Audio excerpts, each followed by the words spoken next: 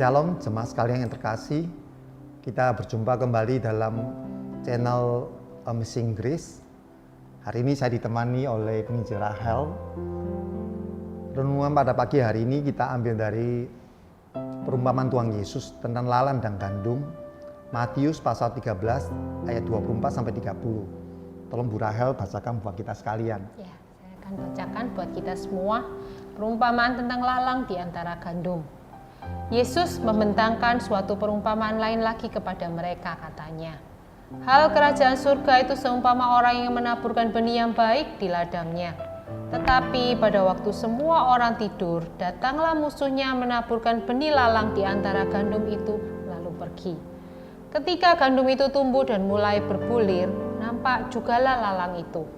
Maka datanglah hamba-hamba Tuan ladang itu kepadanya dan berkata, Tuan, bukankah benih baik yang Tuan taburkan di ladang Tuan? Dari manakah lalang itu? Jawab Tuan itu, seorang musuh yang melakukannya. Lalu berkatalah hamba-hamba itu kepadanya, jadi maukah Tuan supaya kami pergi mencabut lalang itu? Tetapi ia berkata, jangan, sebab mungkin gandum itu ikut tercabut pada waktu kamu mencabut lalang itu. Biarkanlah keduanya tumbuh bersama sampai pada waktunya untuk menuai. Pada waktu itu aku akan berkata kepada para penuai, kumpulkanlah dahulu lalang itu dan ikatlah berberkas-berkas untuk dibakar. Kemudian kumpulkanlah gandum itu ke dalam lumbungku. Sekian pembacaan firman Tuhan. Pak Bambang, kira-kira apa yang bisa kita pelajari ya kalau untuk perikop ini? Sebetulnya perikop ini kita harus bersyukur ya, karena perumpamaan Tuhan Yesus sendiri mengajarkan dan juga Tuhan Yesus sendiri memberikan arti daripada perumpamaan ini sebagaimana tercatat di dalam ayat 37 sampai 43 ya. Saya bacakan buat kita sekalian. Orang yang menabur benih yang baik itu anak manusia, yaitu Tuhan Yesus sendiri yang memberikan firman-Nya. Ladang ini adalah dunia.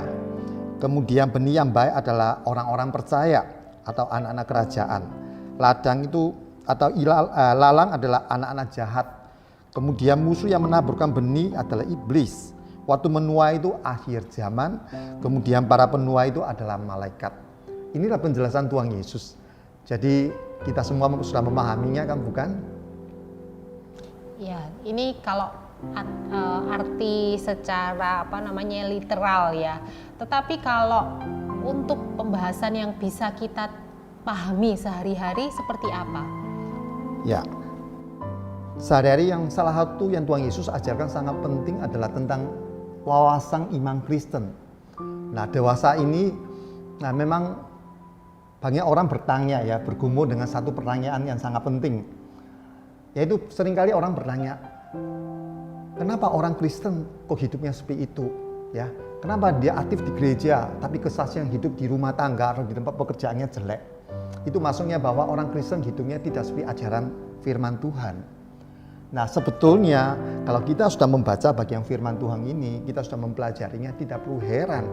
Karena apa?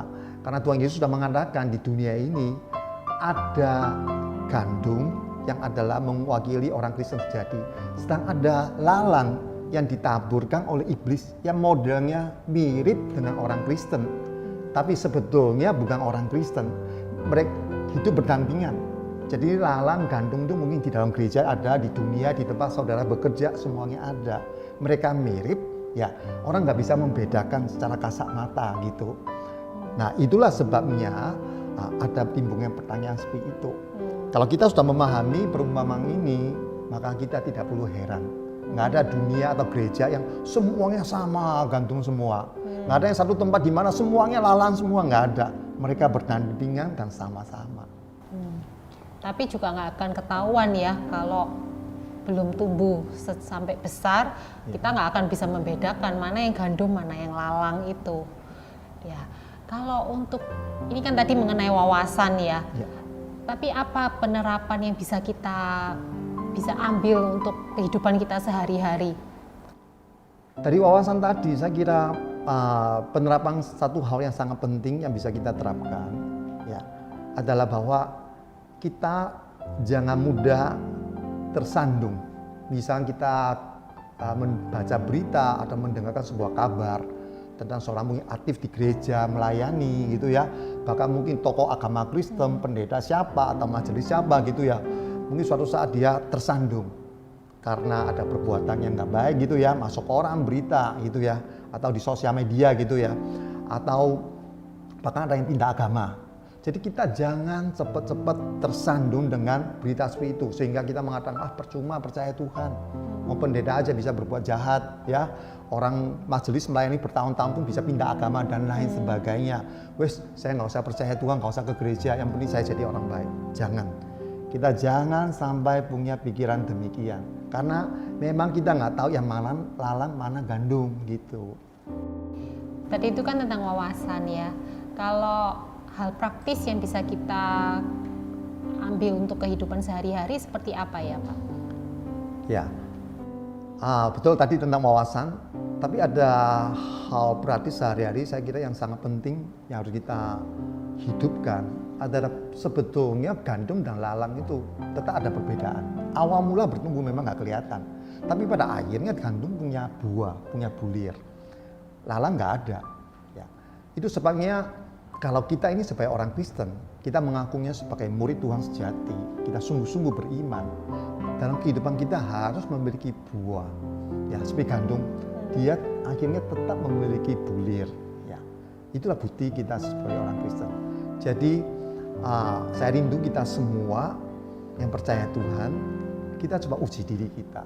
Apakah kita sudah memiliki buah dalam kehidupan kita? Yaitu perbuatan yang baik, ketaatan pada firman Tuhan, ya, mengasihi. Gitu. Kalau tidak ada, jangan-jangan kita itu lalangnya, bukan gandumnya. Jadi ini ada hal-hal sehari-hari dalam segala bidang kehidupan kita mesti periksa diri kita, hidup kita. Apa yang menjadi buah kita, apa yang menjadi bulir kita kalau kita itu gandum. Tapi kan namanya pertumbuhan itu kan nggak selalu sama ya. Ada orang yang pertumbuhan rohaninya bagus ya, cepat. Tapi ada juga yang pertumbuhan rohaninya itu lambat. Tapi ya nanti endingnya sama gitu, tapi cuma waktunya lama. Nah kalau seperti ini gimana ya kita harus menyikapinya?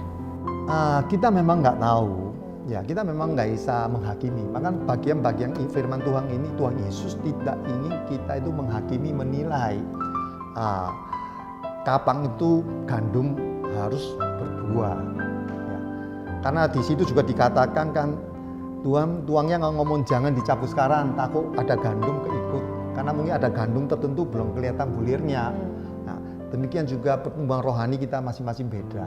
Ada yang 5 tahun, 10 tahun baru ada buahnya. Ada yang mungkin 3 bulan, 6 bulan sudah ada. Jadi kita pun tidak dalam arti menghakimi orang lain. Buru-buru mengecap seseorang itu, kamu nggak ada buahnya, kamu bukan Kristen sejati gitu ya. Tapi bagaimana ya kita sendiri menghasilkan buah yang baik dan sambil kita terus mendorong satu sama lain supaya hidup kita semakin maju. Mungkin ya teman kita di gereja, saudara kita di dalam gereja itu mereka butuh waktu lebih lama sehingga pada akhirnya dia juga membuahkan bulir itu bagi kemuliaan nama Tuhan. Karena masing-masing orang memang beda, hanya Tuhan yang tahu, kita bisa salah. Nah itu. Dan juga bukan mata manusia yang menilai ya, mata Tuhan yang menilai. Ya, saya bisa simpulkan ya dari untuk perikop pada hari ini yang kita pelajari.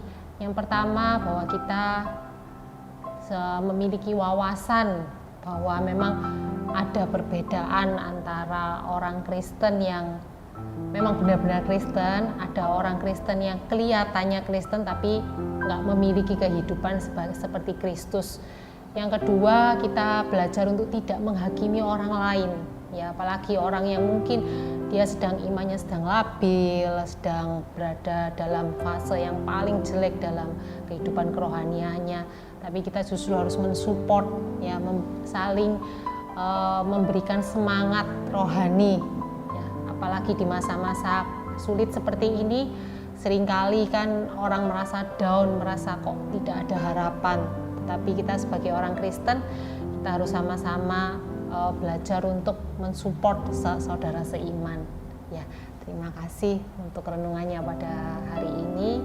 Tuhan Yesus Yesus memberkati. Sampai ketemu pada Amazing Grace selanjutnya. Tuhan Yesus memberkati.